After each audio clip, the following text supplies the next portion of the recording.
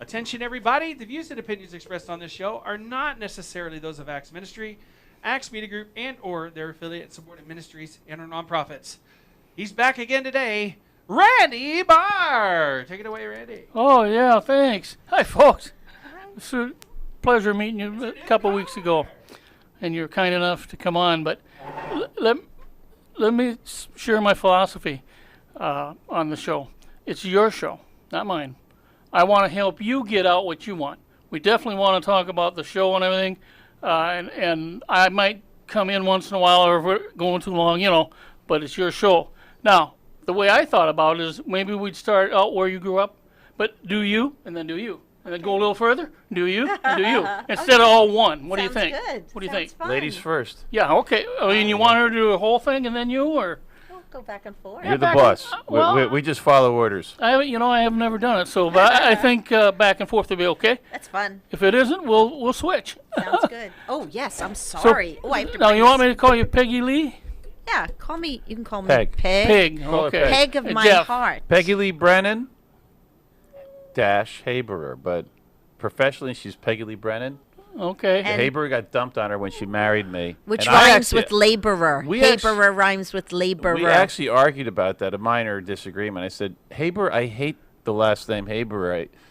I almost dropped that and kept my middle name, which is my mother's maiden name, which is Hastings. So that a Jeffrey with a beautiful G, name? Hastings. Yeah, I sounds saw better. that on there. I thought Jeffrey Hastings, But beautiful I stage am name. officially Jeffrey Hastings Haberer. Oh. There you go. All right, well, But you may call me Peg. Actually, Okay. my real name as an Irish Catholic girl is Margaret Mary Teresa Peggy Lee Brennan Hastings Haberer. So you may call me Peg. let's go with Peg. And Jeff. And Jeff Just with call the me G. Jeff. And It's Jeff? good. Good Jeff with the G. Jeffrey G-E-O. Hastings. I'm going to call you Jeffrey Hastings. Jeffrey I love Hastings. that. That was I his- like that Hastings. Isn't that Yeah. gorgeous? Any Screen Actors Guild. Okay. It's my middle name. It's, Well, Yes. but tell- it's my mom's maiden name. Tell us a little bit about your growing up years Okay. and how you got into Acting? acting, yeah. I grew up on Staten Island, New York. You know Or where as that they is? say, as they say over there, Staten Island. Staten Island, the island. It's not Long Island. It's Staten Island is the island. And I went to 12 years of Catholic school. And when you're brought up on Staten Island, there's a lot of great community theater, high school theater, college theater, And gangsters. and gangsters. Yes, yes. There's, yes. In the neighborhood. Do the right thing. Yes. Or else. You have to know how to get around that, I take it. You do, and you do. I never, to be honest, I didn't even realize I was hanging out with a lot of gangsters on Staten Island.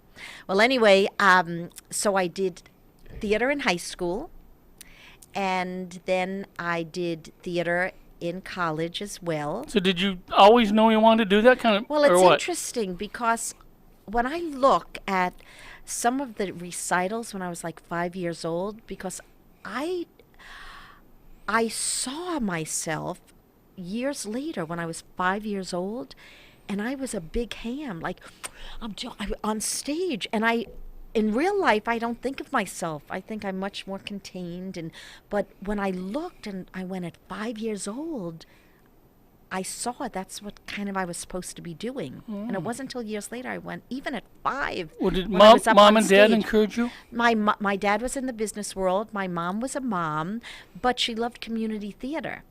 So she did community theater, and I took dance class. And then when I got to high school, Sister Antonia, who did the English classes and Shakespeare, she kind of encouraged me because we'd have to do different presentations in class.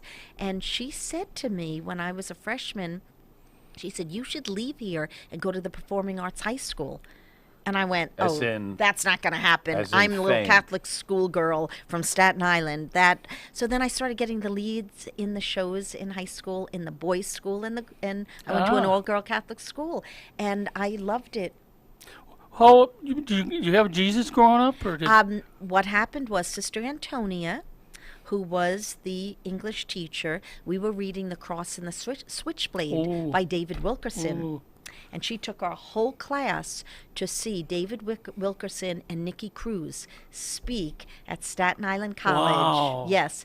And I remember our class all together, we went down and we accepted Jesus at that Oh. rally. And I remember what I wore, How many times do you remember what you wore when you were 15 years old? I had a red sweater on, and I had a quilted kind of pleated skirt. And I went down and I accepted Jesus Well, then. you're Catholic. Were they okay with this? I mean, Oh, yeah. nowadays I don't know. Oh yeah, no. Our school, we did folk masses. We studied the Bible in my high school, and my whole class accepted Jesus. I was witnessing to my sister, and she didn't know, and she was going to Catholic because of her husband. And she come back one day and she says, "I saved Randy." I'm saying she went to a charismatic Catholic That's church. She it. said, Right. Yes. My mother is charismatic Catholic. His mother was charismatic Catholic, and they would always go. Where did they go to? We went to the Fishnet. Fishnet. Is a Ministry that's primarily Episcopalian, Anglican, and Catholic. They would founded in up in Vermont, actually. But beautiful. I forget the people's Judith names. McNutt Ji- and yeah, Father Jim, David. Father McNutt. McNutt. He was a They- priest. Yeah, She's a social worker, and they founded this beautiful ministry. yeah. It's amazing. It was a "No, distant, I've got real Jesus, like Jesus freaks in their 70s, about Like- 40 years ago. Love, And- charismatic. I've got a lot of, I'm gonna call it born again Catholic friends. Yeah. I mean, I don't care You if could you're definitely- Catholic or what you are. No. If Right. you got it, you got it. You Amen. know. Right, Yeah. even if you don't remember exactly when. Yeah, because right, you go, that's "Oh, I right. was born Catholic. I was baptized and I was That's like right. zero I've point, talked you know, to a lot 2 of people weeks. come through the show. We talk about that. There's a line somewhere where you cross into the and you don't have to know what it was. You You don't don't, know. have to pray a certain prayer. Right. But you just need to have it. You know? Yeah, Amen. we were just listening this morning when Peter didn't, with Cornelius, he said, go into his home. And he was a Gentile. Yep. And, God loves everyone. Oh yeah. He wants to reach out to everyone because we're all fearfully, wonderfully made Well- in his image and likeness. Well, Jeffrey Hastings, where'd you grow up? And how was mom and dad? And it sounds like your mom was cool. Mom was pretty cool. Yeah, Dad was fine. They were opposites though. He was a stereotypic German engineer. She was a stereotypic Irish psychologist. And Musicians, so both of them, though. They had little conflicts back and forth, I have to say. But other than that, they were good parents. And Where were you brought up? I was brought up in Ramsey, New Jersey. They moved out to Jersey. Ramsey, Joycey New- boy. Jersey. He's a Joycey boy. My town, they didn't really have. You know the- Frankie Valley? You know. I didn't know I Frankie. met He's- Frankie Valley. He was more from the Do you ghetto. know? I don't know him well, but I met him years ago. Oh yeah, because when she did Grease, I he love did some- Grease the movie, and she did on Broadway, and they all had parties and stuff. So she met Frankie through that. But yeah, I grew up in Ramsey, New Jersey. It's a bedroom community for the city. My parents, he was from upstate New York, she was from Jackson Heights, Queens, but they lived in Jackson Heights until they had their third kid in a one-bedroom apartment. They're like, we got to get out of here, and so they made that jump to suburbia, and they conceived me the day that they moved into that house. And they moved into a house on Canterbury Drive in the Ramsey Golf and Country Club. And interestingly enough, they named me Geoffrey, Geoffrey, With a which G. is the same name as the guy who wrote the Canterbury Tales, named Geoffrey who? Chaucer. So that's how I got That's- Geoffrey. So you went to school in Went to Jersey. school in Ramsey Public School, which is actually my town. The public school was better than the Catholic school. It was very Staten Island has fabulous Catholic schools. Even the Jewish girls go to the school. But in because it's Ramsey, yes, the public they just schools have to were take a better than the course. Catholic school back then. And so I went to Catholic school just for first grade, and then He was a put me into flunky. public school. They kicked got- me out of Catholic school. I love the dunce cap though, because Sister Katharina was really cute. Anything for attention. But that's a whole nother story. Does you anyone put- even know what a dunce cap is now? Yeah, I wonder. know. Yeah, some Did of you our did viewers you play may know. sports or anything? Or? Yeah, I played every sport, but I grew so late that I once I got into high school, I was the second shortest and tied for lightest in the grade, which meant I was not even 100 pounds when I was 15 years old. It's basically crossing the 100-pound line when I turned 15. And But so, all your family share all the music. so we were why all he we were sings all so well.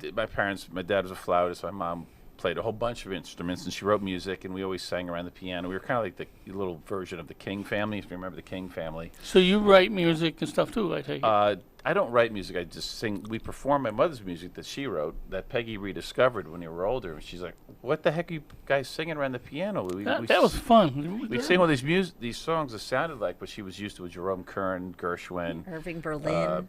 Oscar Hammerstein. She's I don't If know. I get time, I got a that. story on that. And we said, "Oh yeah, Mom wrote it." Oh, I thought that's neat when your mom did it because it adds personal. And you say, "Well, my mom wrote this." And, oh, yeah, cool. You know. And Yeah, she was. Yeah. She came up in the late 40s and 50s in Manhattan, New York City, hanging out with double dating with Don Knotts, Barney Fife, and a lot of people who started they were radio people. They were starting television and stuff, and so her music writing got discovered. She'd been writing music ever since she was in high school, and but then when she had all these kids, one of the founders of ASCAP, he was mentoring her, and he said, "You got to make a decision," and she's like, "Oh, it's too late because I'm already pregnant again." That was But me. we keep her music alive. We basically took her songs, some of them were scribbled on little pieces of paper, and we orchestrated them with my first musical director, Robert Marks. In New York, we did it, and you came to our opening night Oh, show. great. Oh yeah, and the great. reason I got into theater is because I was just in this musical family. I happened to be a good, natural singer, and I started doing the shows because you didn't have to be big and strong in order to do the shows. So I did the shows in high school instead Oh, of the you sports. have a beautiful voice. Oh, Doesn't You he know, have a gorgeous voice? I mean it. For a male voice, I just think it's strong and Yes. good and in tune. Well, Yeah. thank you. My brother played tons of instruments. My eldest sister was a concert pianist. My second sister was a Juilliard dancer, and I seem to have the strongest singing voice. I have a brother in New York, and he went to dancing and all that in summer stock theater and this kind of thing, but he never made it big like you guys. But I got to laugh a little bit. I think the audience knows I like to rewrite Yes. parodies, kind of, or derivatives. Well, I got first in the nation with a VA. We had a VA competition for Oh, creative. wow, VA. And guess what it was? Over the Rainbow, or I call it Yes. Rainbow. And I sent a thing to my brother. I said, I'm not really a singer, but he wanted a tape. He called back. He said, "Yeah, it's okay, but you really nailed Over the Rainbow." He said, Well, That's thank you for your beautiful service. song, yes. Peg was in the service for 1 week, and I was in the service for 1 semester. I did Air Force ROTC 1 semester of freshman year of college, and after that 1 semester, and I'm sitting there like competing with guys to see who gets to paint the major's office. A year after they just burned down the ROTC building, it wasn't real popular to have that short haircut and be in the, to wear this service uniform in the 70s at college, but at Rutgers. But I said, okay, so they said, well, so what are you going to do in the Air Force? I said, well, I'm going to be a pilot. He said, oh, there's no war going on. You can't be a pilot. So the Air Force Academy said, okay, goodbye. it's not for everybody. No. So let's get into how did you break into the big time? Okay, well, I was in my sophomore year of college, and the seniors were going to an audition for summer stock In New York City. in New York City. So they said, come to the audition. So I ran home and I got my music, my dance clothes, and I went with them. And I remember sitting there at one of the rehearsal audition buildings in Manhattan in the theater district, and there were hundreds of people, and it was hot, and I'm thinking, why am I here? Oh my goodness, because I don't love auditions. Yeah. I don't love auditions. And I got in, and then that summer our family broke up. It was a tough time for our family, and I did not go back to school, but I started auditioning, and I started getting work. And from that summer stock, it's so interesting because in So life, your life, first job, life you know, is about you have to- relationships. yeah. Right. It's all about relationships. That's what I was thinking. How Yeah, you worked into it. Give the bullet points of Well, this, 'cause it's interesting because the summer stock that I auditioned for was called Town and Country Playhouse in Salem, New Hampshire. And it's interesting because Mr. Jeffrey Hastings Haberer, 2 years later, did that same summer stock. But we Ah. didn't meet for years and years. We kept missing each other. But when I got home from that summer stock, Dirk Lombard, who was in the summer stock with me, called and he said, Robert Dada, who had written Curly McDimple, and he was involved with Dames at Sea originally, they said the Ginger Rogers in this new show called Up in the Air Boys, a musical Valentine to Fred Astaire and Ginger Rogers, she was being replaced. And he said, get down here now and audition for Robert Dada. I knew the name Robert Dada. I'm like, oh my goodness, oh my goodness. And I walked in, I had to do, read, I had to sing, and I had to dance, and I got that part of Ginger Rogers, and I loved Ginger Rogers. I loved all those old musicals, and I got Ginger Rogers. It was an off-Broadway, originally a showcase, and I got to play Ginger Rogers, and from there, Did you get to dance with Fred Astaire then? I got to dance with a guy who danced like Fred Oh, okay. Astaire. Peggy oh, was he a was so tap. good. Peggy seriously was a tap dancing prodigy. It was just came so easily to her. She danced with the best tap dancers in the world, the Nicholas Brothers. Your etc. school, Yeah. like the Wagner School or I the other went one, to- did that help a lot? Well, you Wagner- know Wagner what? College. My little dance studios, Mrs. Rosemary's, Julia Brandy, Loretta O'Hara, these were all teachers that I learned to tap dance. But then I went to the city and I took with Henry Latang, who was Gregory Hines' tap teacher, Savion Glover, and that's how I learned how to really. So you worked at it, but you were at the right place at the right time too. I do believe that relationship with Dirk Lombard when he called, she's being replaced immediately, and then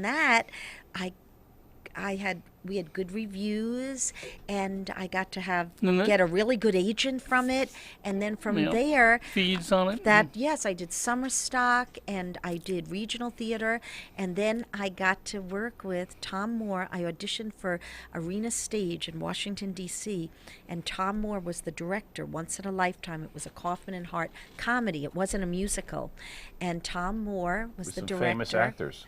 Oh, yeah. If you knew David Garrison, who did Married with Children, The Neighbor, he was in it. Robert Prosky, like a lot of Diane people. Wiest. Diane Wiest were all in that. But then Tom was the director. And then years later, Tom cast me in Grease on Broadway. Oh, I love there my it is. Tom Moore. If Tom, you're listening somewhere, we love Tom. There's the big one. Tom The gave big me one. my big breaks, and I'm Right. forever, ever grateful. And I prayed for Tom this morning because he just lost his beautiful collie. He's in Oh. L.A. He had this amazing dog, this gorgeous collie called Shane. So Tom Moore was someone that God used to And you bless played me. Frenchie. I played Frenchie with Patrick Swayze, Peter Gallagher, Patrick Adrian Swayze was Smith. Danny. Yes, he was. Yes, but guess what? As I said in the show, who's the most famous Danny? John Travolta. But we have another very I see that. important Danny Zuko here who did it on tour. Where No. did The you do least it on famous tour? Danny So let's Zuko. see how you broke in, Jeffrey. How you, Yes, because like I said earlier, I just fell into the shows in high school. I became a Christian. I received Christ as my Savior when I was 14 as a little wise guy in junior high school, and I kind of felt guilty about it. And actually, at a Catholic summer camp right after 8th grade, there was a priest who, it was Camp Cranwell in Massachusetts at a Cranwell prep school. a born again priest. Yeah. Praise the Lord. He Amen. mentored me and he helped me really get myself together. But when I came back, my brother invited me to a Tuesday night prayer rap, and they gave an invitation to receive Christ. I said, you know what? All these hippies who look like they're not on drugs anymore and they look happy, and they're all saying how God delivered them from this and from that. And I said, you know what? I don't want to get into that. I mean, I was kind of toying with negative side of the hippie stuff. I was a little young to be hippie at that point, but I was experimenting with some of their stuff, and I said, I don't want to go, and I want to do what these guys are doing before I do what they did. And I received Christ, and it changed me immediately. Praise God. So anyway, so that was when I was going into my freshman year of high school, and because I was too small to stay with the sports, because the other kids were so much bigger than I was by then, I had the opportunity to start doing theater. People started asking me to do entertainment because I was always like in 8th grade when I was a bad kid, my Miss Hickson said, "You hear what your other teachers say about you going into high school? Clown of the class, wise guy, big mouth." And I said, "Mrs. Hickson, you have no idea what they're saying about you." That got me a lot of points. But anyway, then I turned around and in a nice way, it continued to entertain people, and I just got opportunities to audition for shows at church and at school, and they kept giving me the lead parts and stuff. So it From was what I fun. hear, you're good, but that doesn't mean you're automatically. You get in the right place, you do the right audition or whatever, things have to go. Yeah. Well, you know, Lord. they say Yes. that 80% is showing up, but it doesn't hurt to come up in a family that's got all kinds of entertainment things just oozing out. Folks, of I just want to say, so I don't forget and not say enough, this show is high energy. I can't, I'm baffled at how they can do it. They're not 20 anymore, and they're just flying all over, and they're tap dancing, they're singing, singing, and it's high energy, it's fun, it's clean, and a lot of Branson isn't open yet. Come on down. It's Thursday, Friday, or Saturday. It's across from the Owen Theater in the old downtown. 5 o'clock. What's 5 the name o'clock. of it? Hot Hits Theater, Okay. 5 o'clock, Thursday, It's the Friday, Peggy Lee Brennan Saturday, show. with my fabulous guest stars. I've got some special guest stars look at for that show. Peggy Lee And, Brennan. and Blake Walker is our comedian. Yeah, and he's good. Isn't he great? We worked with Blake when we first came to Branson 15 years ago. He had the show Blast, and they hired us. I'd like to get him because yes, he'd love to because come. he's You'd been love in him. Branson all the Oh, time. yes, all I've never these got years. anybody that's been here. All, you know. Oh yeah, he's Well, fantastic. let's And go- Emily and Emma, our two Eminem little dancers. Yeah, I just helped. It's Peggy Lee Brennan show. I got a neat little story at the end if we have time. It's not Okay. my show, but you start going into some of the things you want to share throughout your career. I mean, MASH and Well, you know what, Randy, which is, as you were just speaking, what I realize as you get older, you look back, and I realize how God's hand was on it. The older you get, you realize, okay, some things you're destined. I never thought about it this way until the past 10 years.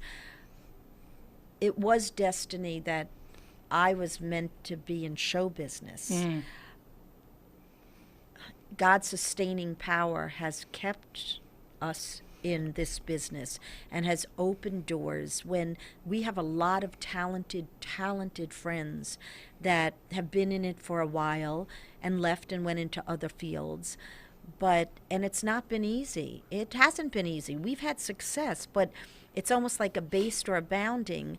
We still feel we're supposed to do it. We went back to grad school, and my mother was so happy we were going to teach. you know, and but- I've Roy Clark. I've interviewed Tony Melendez, Doug Gabriel, but I tell them you need witnesses everywhere. You certainly need witnesses in Broadway and shows. And I mean, if you could be nice to the people and tell them about the Lord, maybe in a conversation or something, what a witness! Because nobody's going to rush in there and be able to do that. You know, they just aren't because you're in an environment. So for me, I'm glad you guys are in there because it looks to me like you would be sharing in things. Well, it is a calling, and we feel like we're pretty good at this, and so we're like, we want to walk in our gifts, you know. Oh, yeah. Word says He grants the desires of your heart, but He also plants in our hearts the desires. And it was both of us we enjoy entertaining people. We always have, and but we want to make a difference too. We don't just want to be like this escape. So we're able to, in our show, we're able to share personal experiences, and most of it is just fun. But some of it is kind of sharing things that are important to us. Like, I don't know if you remember when I shared before I sang Danny Boy, I share about something that's very topical with today's events. About when I was with the Negro Ensemble Company, which is the most famous black theater company in America, and I got to know Samuel L. Jackson and Denzel Washington, but one of the guys in the show is Clifton Powell, who's a B-list actor in Hollywood. He does like supporting roles, some lead roles in smaller movies and TV shows, but I got to see him going through just being what's it called when they call profiled in a store in Illinois, Southern Illinois University, or some little school down in Southern Illinois that went to it on tour, and he's in the bookstore, and everybody's eyeballing him like, what's this dark-skinned strikingly good-looking guy who has the best manners in the world doing walking in our store? I'm like, hello, what's wrong with this picture? You both got to work with Mickey Rooney and Yeah. Yes. and in that play, but it didn't get out. I didn't quite understand that. Go It was ahead. a That's TV. a whole other thing. But anyways, the point is we're able to talk about how we need to love each other, and look in the Yeah. mirror and say, God, what do you want me to do in the situation with all this stuff that's going on in the world today? What do you want us to do to make a difference? And just reach out, share Christ, and love our neighbors, love our enemies. And Mickey Rooney was a whole nother story. He loved Mickey the Rooney was Lord. 89 years old when he worked with him. It was like maybe the last filming project he ever Sitcom. did. It was our Sitcom he sitcom did. called Peg of My Heart. We wrote it. Yeah, Yeah. written about Peggy's life, and I'm obviously a part of it. And it's we hired him to play Monsignor Mickey. And he preached the gospel and, And, improv. Praise the He Lord. was He was like- amazing. Well, I think when he was younger, he Amazing. was a little hot-headed, but Yeah. by the time he was that old, he's probably all mellowed out. Huh? Well, he wasn't No, mellow. No, Oh, no, no, Mel no. is- I don't think that's a word that was No, ever he was used to describe Mickey Rooney feisty. from birth. He was You know feisty. stories about him as a kid. Literally, Janet Lennon told us that he literally competed against her grandmother?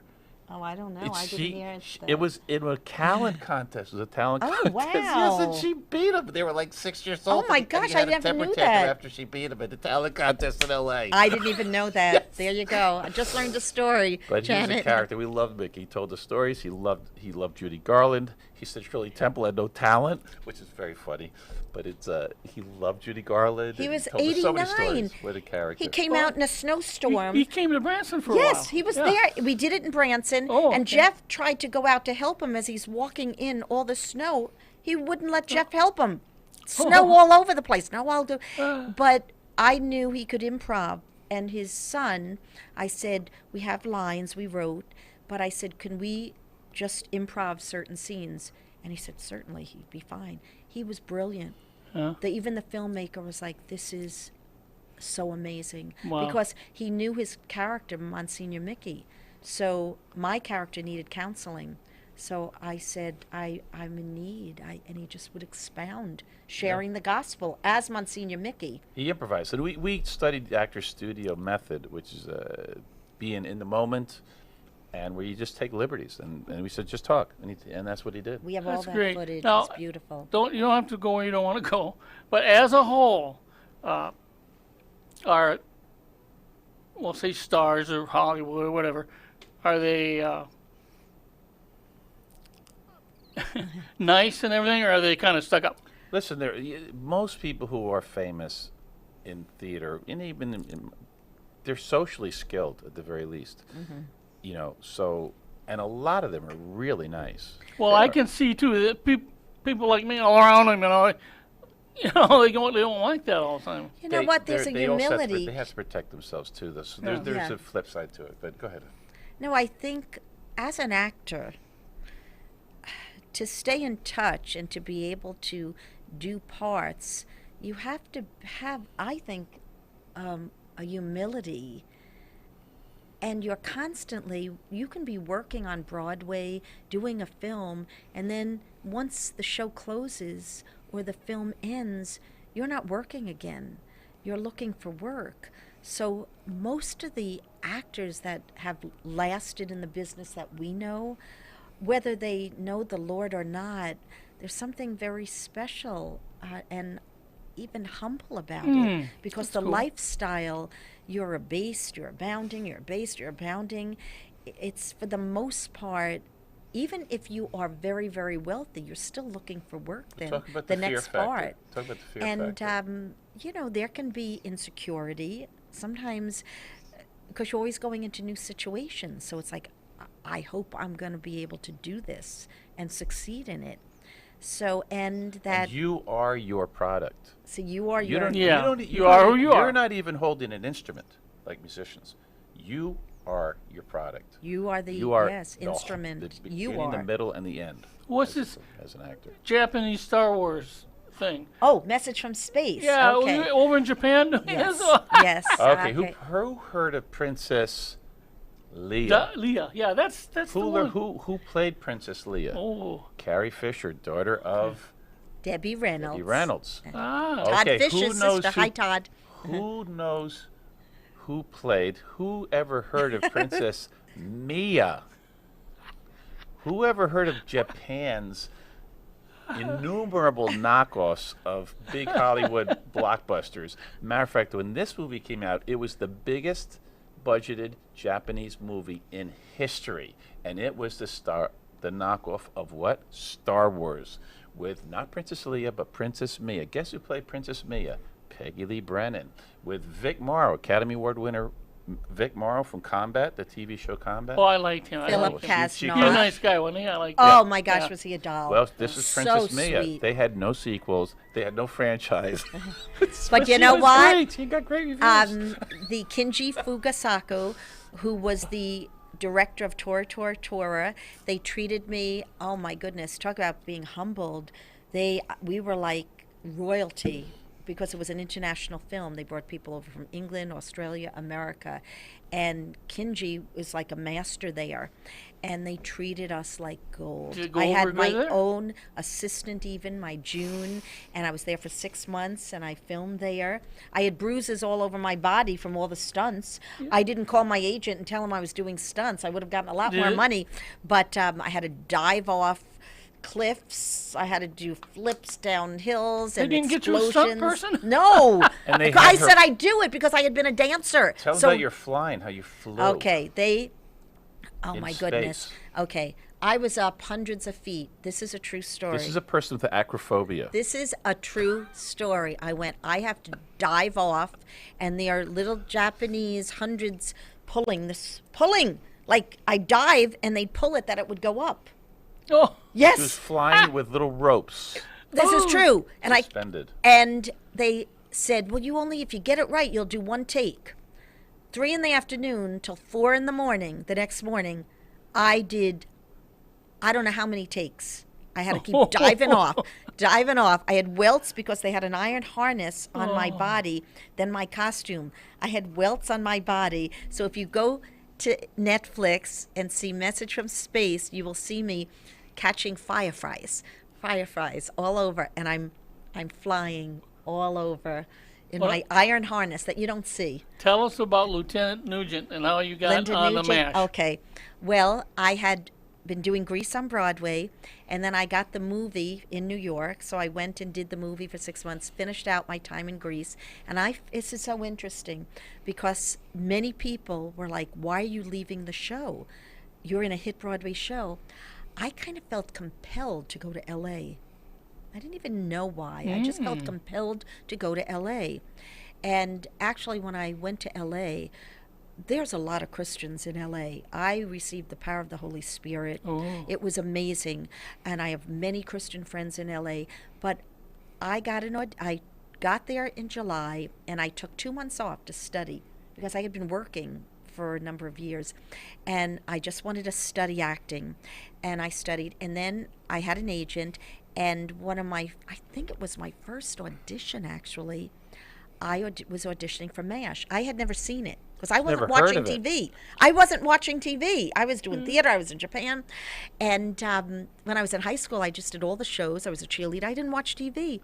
And I called my friend Adrian Zmed, who had done Grease with me. I think maybe he was doing TJ Hooker then? But I With, said, William Adrian, Shatner. I said, would you read with me, rehearse with me? I'm up for this show. And he said, Whoa. what show? And I'm like, MASH. He said, that's a hit show.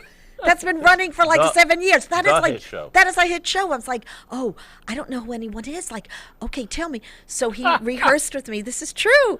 And I went in for, talk about callbacks. They were very thorough. I went in a number of times. And when I got the part, and when I walked in, we do a general reading, right? I did not know who anyone was but Harry Morgan because I watched old From the old movies with movies. my family, and they're saying, oh, let us sit next to Gary, let us sit next to this. And I'm like, who are these people? I did not know. So I don't think I was intimidated. Did No, Alan you Alda didn't. at least look familiar? Yes, he looked familiar. Well, now- Yes, and it had been running, and I got to play What- Radar's girlfriend. It was wonderful. Everyone top notch. They were pros. They treated me. Oh, I was the new kid in town. The little New York actress that came in. They were Now, fabulous. did some of them in real life were kind of like their character? Yes, yes, I think so. Father, what's his Yes, name? Ask you out for Father a date. Father Mulcahy, very sweet. Jamie Farr was a doll.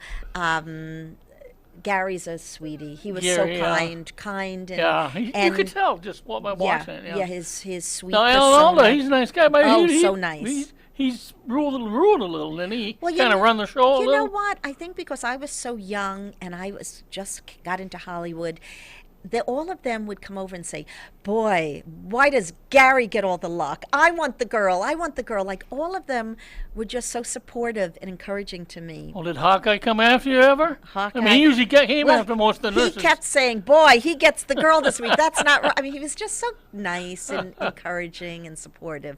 Yes. What so- a wonderful, fun yes, thing. I'm so yes. glad you got to do that. I know that. And you know Yeah. what?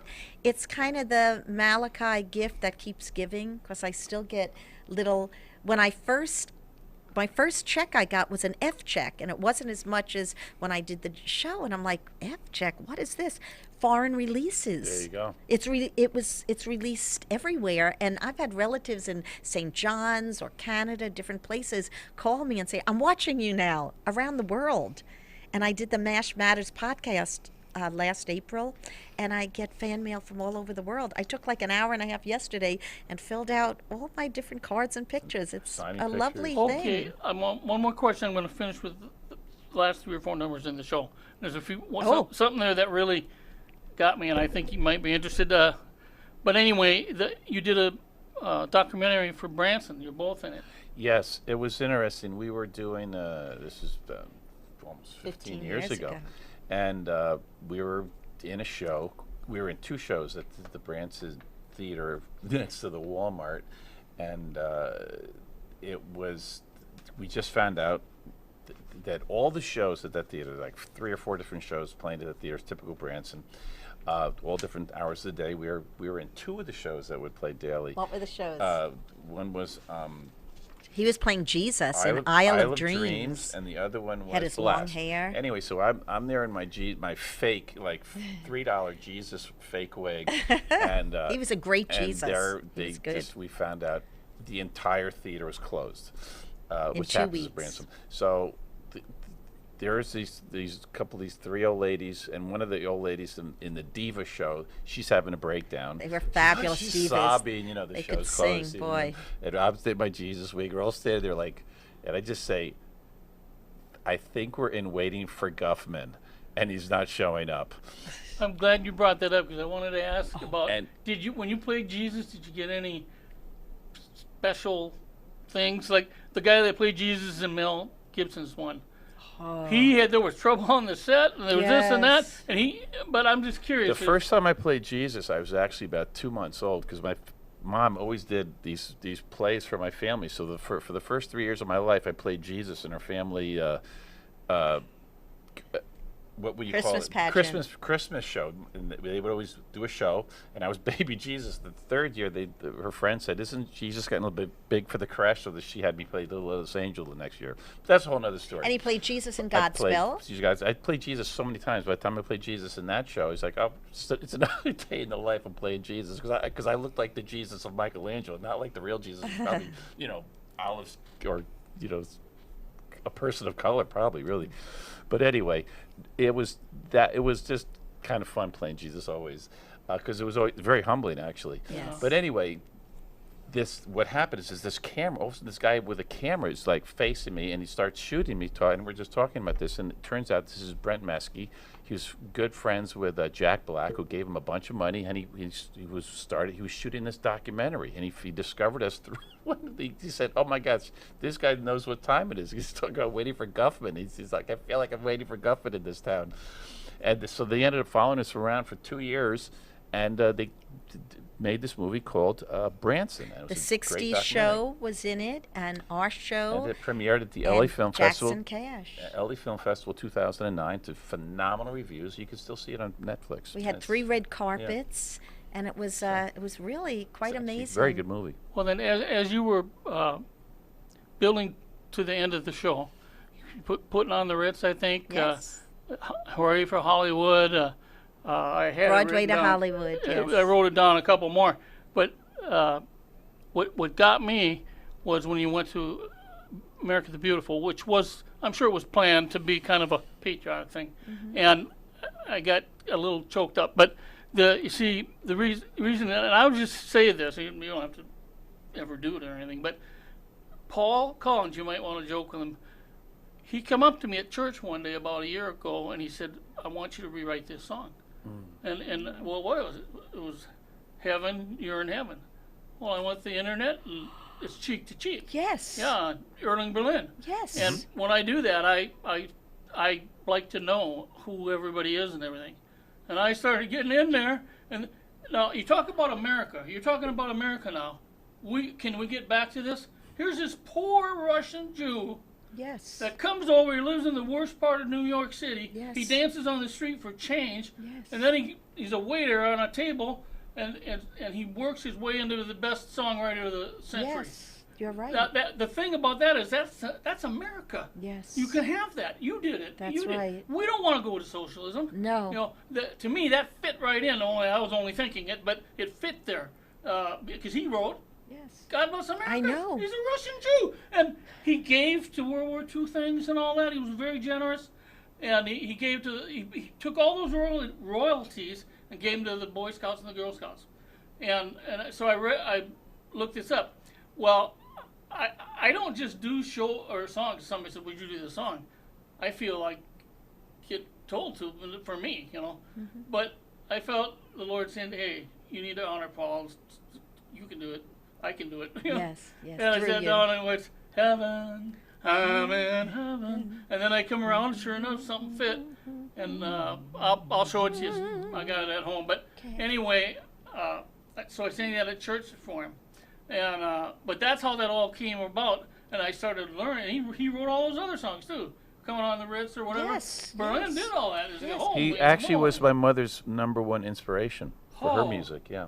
Well, what really got me is Showboat, what he right? came over as he wasn't an American really, No. but he became one, and he was poor and all that. Yes. He worked his way. Yes. We could still do that in this Yes. country if we'll get our act together. Absolutely. His mother would always say, "God bless America" to Yeah. him, and that's why he wrote that. His mother always said, "God bless America," as a young boy, because we read up. You know, you try Yeah. to read up on all the songs. he you he do. wrote the music to Showboat, which was, that was like the greatest American musical of all time. And Jerome then it was Kern.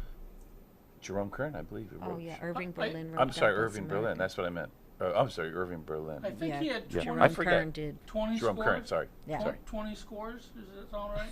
20 He had scores on the movie. numerous. He had over 15,000 songs. Yeah. I mean, it was unreal. Loved America. And yeah. George And M. Cohen, the now, same thing. The name of that movie, by the way, was Top Hat. I know.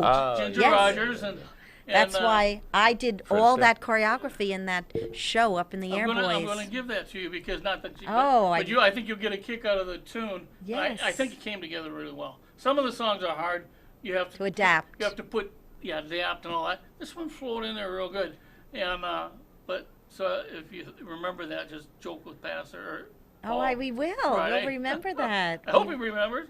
We Yeah. will remember that. But yes. well, no, there's still some more stuff here. Well, you know, I can share this because now I did the MASH Matters podcast, which people can go to, and all of the different characters and guest artists they've been interviewing. So if people who are big MASH Tell 'em fans, that again, no. it's MASH Matters. It's a podcast you can go to, Mm-hmm. and they interviewed me for an hour. But they have all the different guest artists and all those who are still alive. They've interviewed, and you can just go Oh, and that'd hear. be I cool. I'm know. gonna do it. That's why now I'm getting fan mail from 25-year-olds and 18-year-olds and who are MASH groupies. You know, they're watching all the old episodes, the timeless shows, and has a whole new following Why now. don't you go over the show again? Tell them what's. Well, I played Radar's girlfriend, Lieutenant Linda Nugent, in MASH, which was a series years ago, and the name of my episode is Hot Lips is Back in Town. And there are two storylines. Hot Lips goes through a divorce, but Gary, Radar, gets a girlfriend. And, you know, when they pick the hit shows for the year that win the Emmys, that year with my show, and I believe they have to submit 3. Now I heard they only submit 1. It won the Emmy, but MASH show won the here. Emmy a lot because people love MASH. You Okay. know, it's has a big Either one, following. go down your list at the show in Branson, The songs. and we'll tell them again where it is because we want them Okay, to go know. ahead. And just You know it. just Okay. well, I We do a show, Hot Hits, at the Hot Hits Theater. It's called Broadway to Hollywood to Branson. And we do classic Broadway and Hollywood songs that many of you may know, and those who don't know, they're classics. And they're fun, they're entertaining. And when we started doing the show, you know what we realized, Randy? What came to both of us, a merry heart doeth good like a medicine.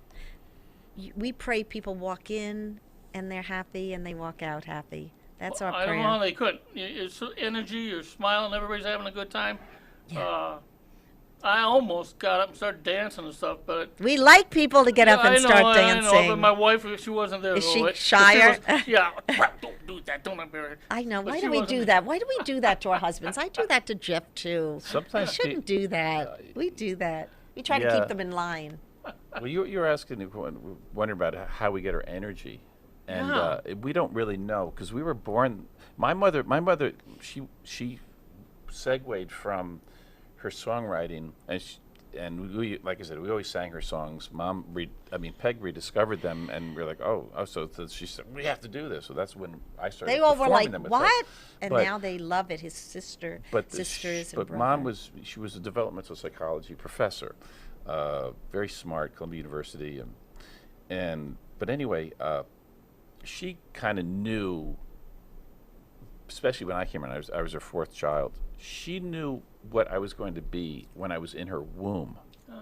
She said, "This kid is going to hit the ground running."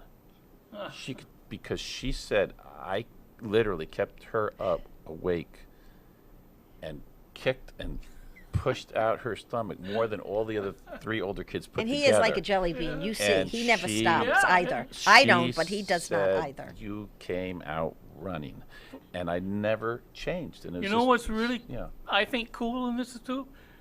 This man sings 4 of his mother's songs, and they're good. But it's different. You're not singing the same old song. So the variety is huge in this show. It's huge. And Peg was also the same. In her, we call her kind of a freak of nature. She was just, she's timeless. I mean, she doesn't have to tell her age.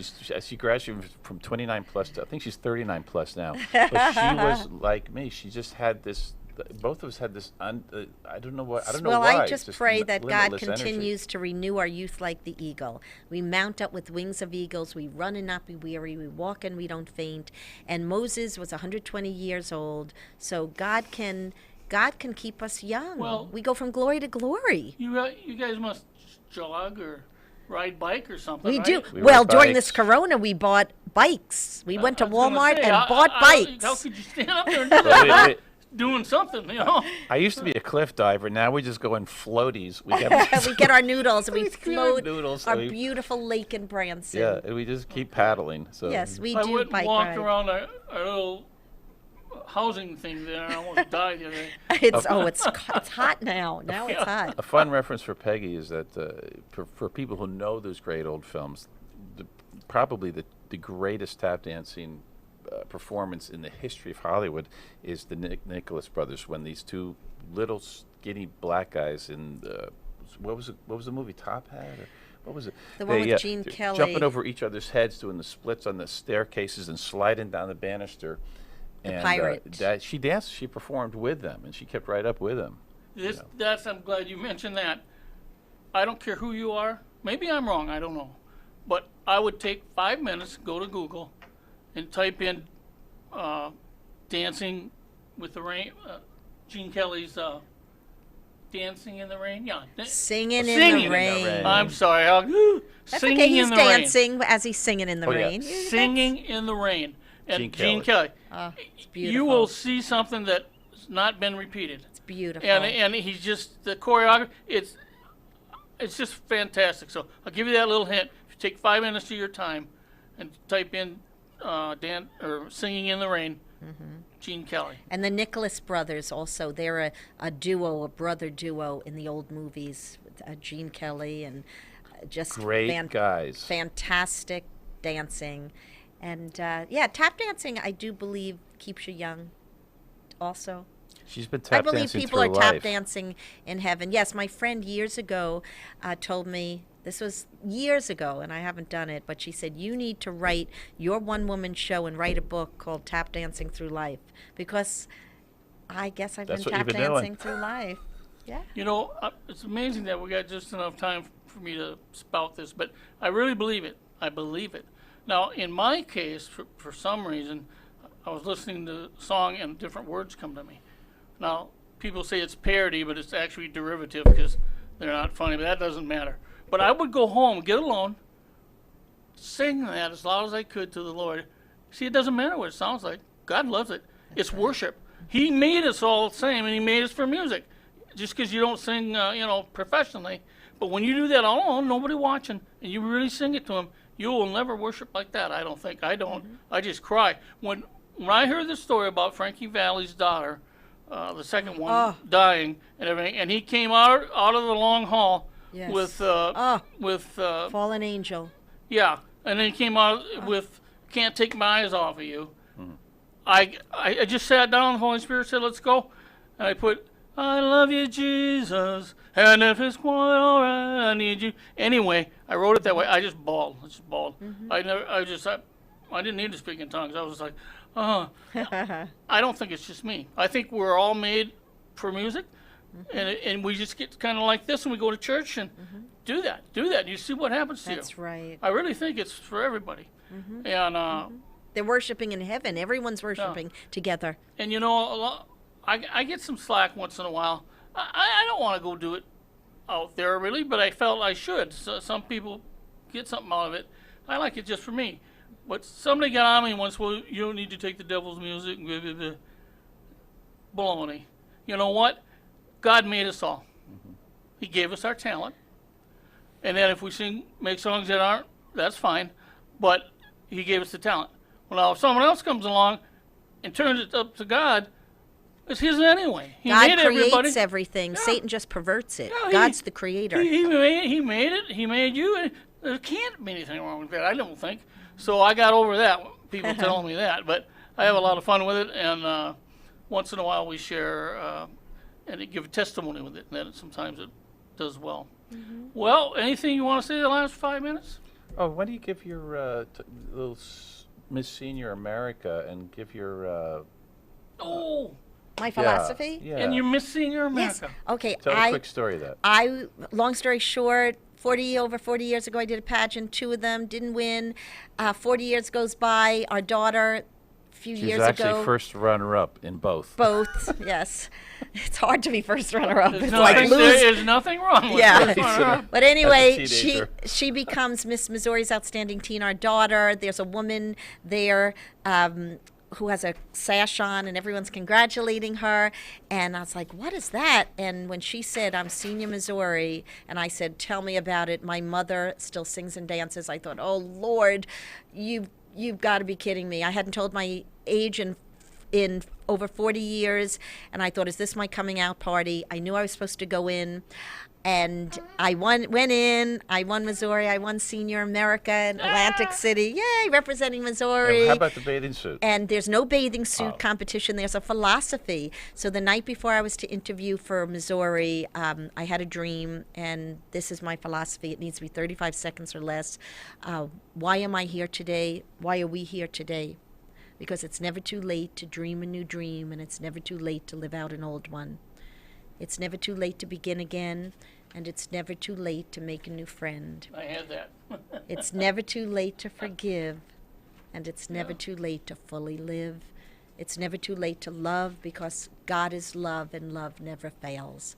So never give up, because it's never, ever too late, and You know, that's for all of us. God can do anything. Yes. Anything.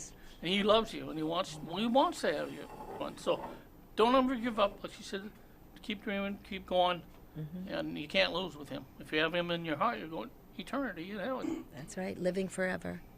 So thanks for being with us, and we'll see you next week. Thank you, Randy. Thank Thank you. you. Buenas noches. That was great. Thank you very much.